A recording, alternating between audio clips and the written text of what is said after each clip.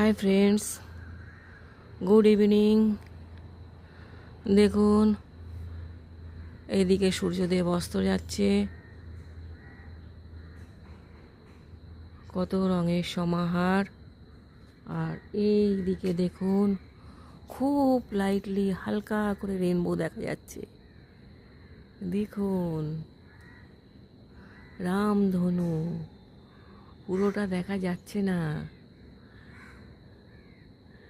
একটুখানি দেখা যাচ্ছে, উঠেছে। নিশ্চয়ই এখানে পাশে কোথাও লক্ষণধেনু আছে। মা বলতেন রামধেনু থাকলে লক্ষণধেনু থাকবে, এবং আমি দেখেওছি আমার ছোটোবেলায় দুটো রাম ধেনু পাশাপাশি।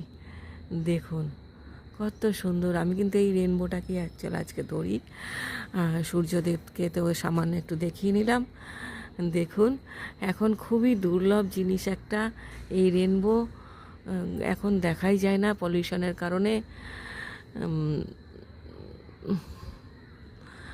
মাঝে মাঝে ম্লান হয়ে যাচ্ছে, মাঝে মাঝে ক্ষীণ হয়ে যাচ্ছে, এবং পুরোটা নেই, আকাশ জুড়ে পুরোটা নেই।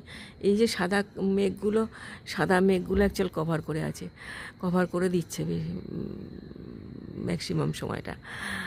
দেখুন,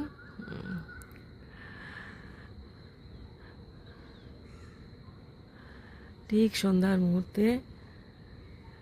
যাক, আমি আপনাদেরকে বলেছিলাম রামধনু দেখাবো, কিন্তু আমি খুবই দুশ্চিন্তায় ছিলাম। হয়তো ভগবান আমার কথাটাকে মিথ্যে কথা বলতে দেয় না, সেই জন্যই হয়তো সামান্য ক্ষীণতম হলে আমার ক্যামেরায় ধরা পড়লো।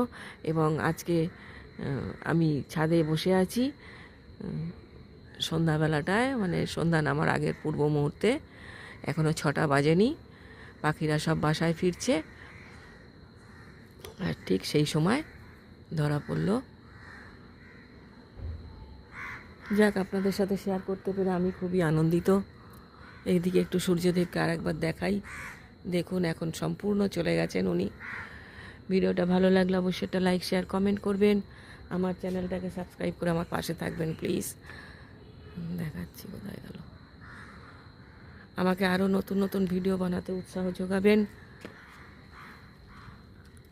ধীরে ধীরে ক্ষীণ হয়ে আসছে কালারটা, সূর্যদেব যেতে চলে যাচ্ছেন, কালারটা ক্ষীণ হয়ে আসছে ধীরে ধীরে।